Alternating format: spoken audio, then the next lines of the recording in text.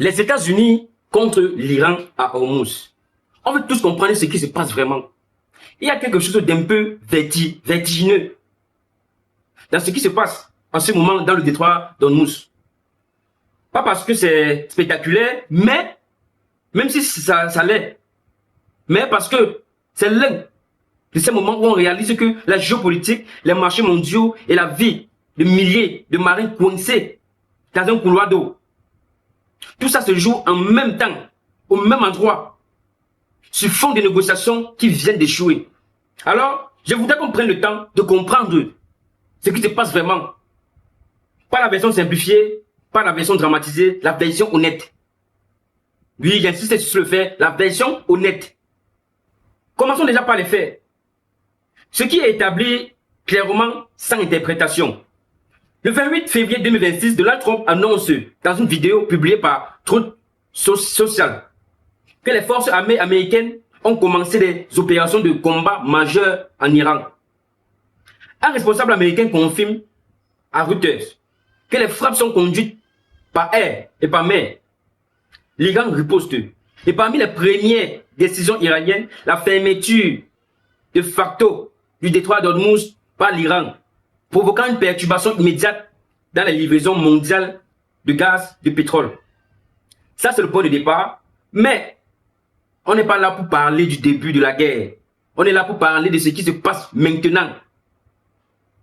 En ce moment, dans ce détroit. Parce que la situation a évolué.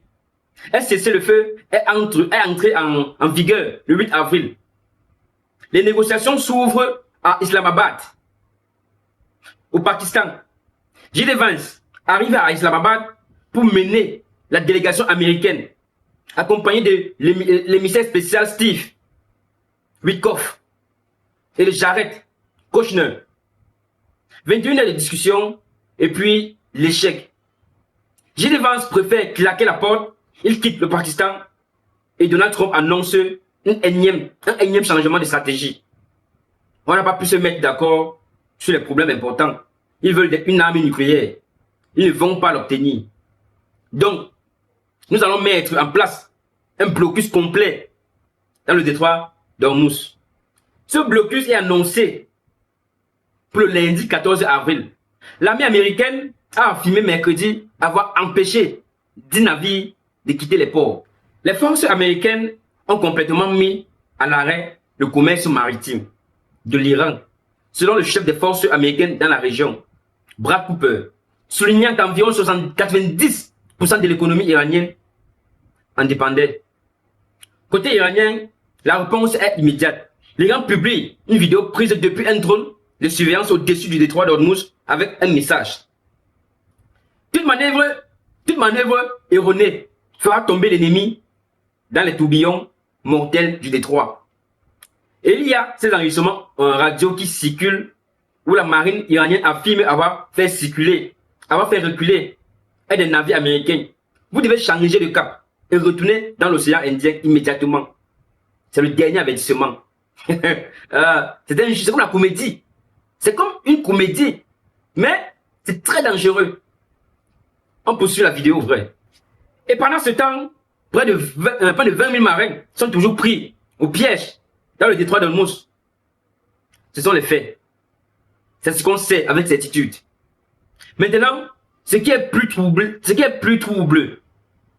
qui mérite qu'on s'y arrête, premier point, ce blocus, concrètement, qu'est-ce que c'est vraiment? Parce que Donald Trump a d'abord annoncé quelque chose de très large, bloquer tous les navires entrant ou sortant du détroit. Et ensuite, US Central Command a précisé que le blocus serait limité aux ports iraniens et que les forces américaines ne s'opposeraient pas aux navires transitant par le détroit vers ou depuis les ports non iraniens. Ce n'est pas du tout la même chose. La version finale est beaucoup plus restreinte que ce que Donald Trump avait annoncé initialement sur Truth Social. Est-ce une concession tactique, une reformulation sous pression diplomatique, une simple précision de communication? On ne sait pas vraiment. Le deuxième point troublant, il reste très flou. Qui? À Téhéran, a le plein contrôle sur les gardiens de la révolution et leurs marines stationnés à Hormuz. C'est une remarque d'une chercheuse de Sciences Po citée dans des médias internationaux et elle pointe quelque chose d'important. Dans une crise militaire, si la chaîne de commandement n'est pas claire d'un côté, le risque d'accident non planifié monte très vite à la vitesse de la lumière.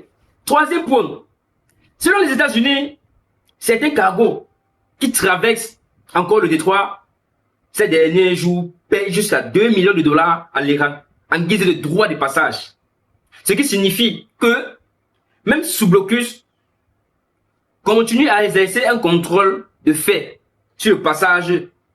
Ça mérite qu'on y réfléchisse. Qui contrôle vraiment quoi là-dedans? Alors, essayons de comprendre les logiques à l'œuvre. Pas pour désigner un coupable, juste pour voir ce que changent les acteurs cherchent rationnellement dans cette situation. Du côté américain, les États-Unis cherchent la liberté de navigation, la stabilité régionale et la limitation des risques nucléaires. C'est la version officielle. Mais il y a aussi une logique de pression économique très lisible. L'objectif de Donald Trump est d'assécher l'économie iranienne pour en faire un atout pour les négociations. Le blocus n'est pas une fin en soi, c'est un levier. La question qui suit logiquement, est-ce que ça fonctionne comme levier? L'histoire des sanctions économiques est plein de cas où la pression économique extrême n'a pas produit la capitulation politique espérée. Elle a parfois renforcé le régime en place en lui donnant un ennemi extérieur à désigner. Je ne dis pas que c'est ce qui va se passer ici. Je dis que c'est une question légitime. Du côté iranien, l'Iran poursuit des objectifs de sécurité nationale, de suivi économique et de reconnaissance géopolitique. La fermeture d'Hormuz est la carte la plus puissante que Téhéran possède. C'est aussi la plus dangereuse à jouer parce qu'elle touche tout le monde, y compris des pays que l'Iran ne veut pas se mettre à dos, comme la Chine. L'Iran avait d'ailleurs laissé passer certains navires servant des pays amis. Ce n'est pas une fermeture aveugle, c'est un message politique codé. On choisit qui on laisse passer. Et ça, c'est aussi une forme de négociation. Et puis, il y a une dimension économique mondiale. Les marchés pétroliers ont réagi fortement avec un prix du baril dépassant les 100 dollars. 100 dollars. Atteignant potentiellement environ 120 dollars. Parce qu'au moins, c'est environ 20 millions de barils de pétrole par jour qui transitent par ce passage, soit près de 20% de la consommation mondiale. Ce n'est pas un chiffre abstrait. C'est votre facture d'énergie, le prix du kérosène des compagnies aériennes, le coût du transport maritime mondial en Europe. Des compagnies aériennes demandent déjà des mesures d'urgence à Bruxelles face au risque de pénurie de kérosène. Il y a quelque chose que je veux souligner. Parce que je pense qu'on a tendance à l'oublier dans ce genre de crise. Le détroit d'Hormuz, c'est pas juste un point sur une carte. C'est un espace où se croisent les intérêts qui n'ont rien à voir avec la guerre entre les États-Unis et l'Iran. Le Japon, par exemple, environ 70 du pétrole que le Japon importe du Moyen-Orient passe par Hormuz. La Corée du Sud, l'Inde et les pays européens. Tous demandent tous dépendent de ce couloir. Ce qui se passe à Hormuz en ce moment, c'est une crise bilatérale entre deux pays qui imposent des coûts à des dizaines d'autres qui n'ont rien à décider. C'est une des choses que la couverture médiatique simplifie souvent. On parlait là de Washington contre Téhéran, comme si le reste du monde était spectateur. Il ne l'est pas, il subit. Et il y a aussi ce détail que je trouve significatif, une attaque de drone a visé l'oléoduc saoudien, Pétroline, en pleine trêve. Cet oléoduc est l'une des alternatives de contournement d'Hormuz. Quelqu'un a voulu s'assurer qu'il n'y ait pas de sortie de secours facile. On ne sait pas avec certitude qui a ordonné cette frappe. Il faut le dire clairement, on ne sait pas. Je vais prendre un moment important pour dire ce qu'on ne sait pas. Parce que dans ce genre de crise, il y a beaucoup de bruit. Et il faut séparer ce qui est confirmé de ce qui ne l'est pas.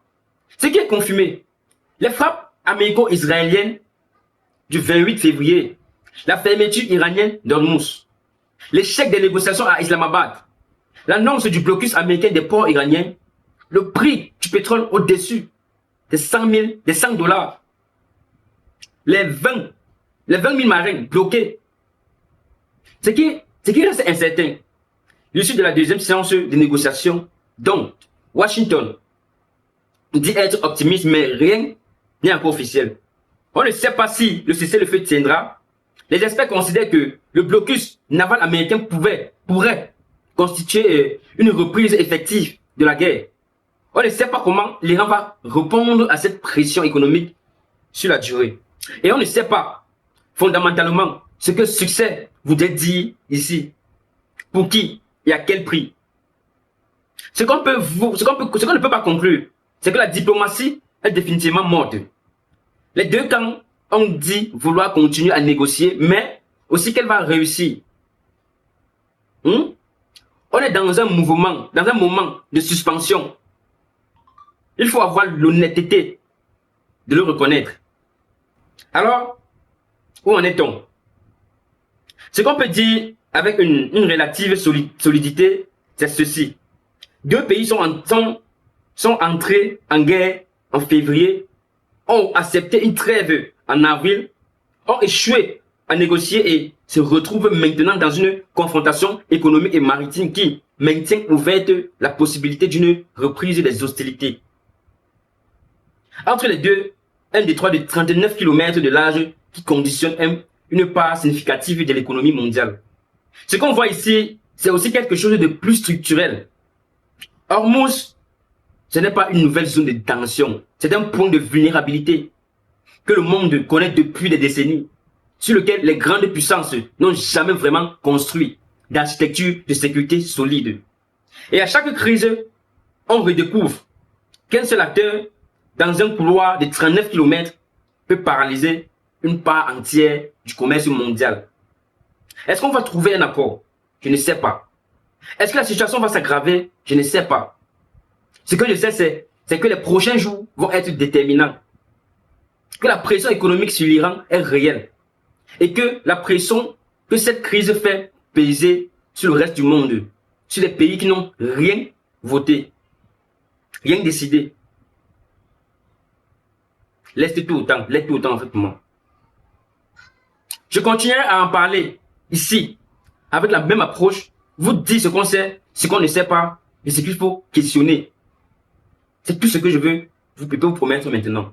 Salut, c'était le Paparazzi, votre humble serviteur. Vous êtes les meilleurs, vous le savez déjà. Portez-vous bien. Surtout, abonnez-vous pour la continuité des événements. C'est très important et en plus c'est gratuit. Merci.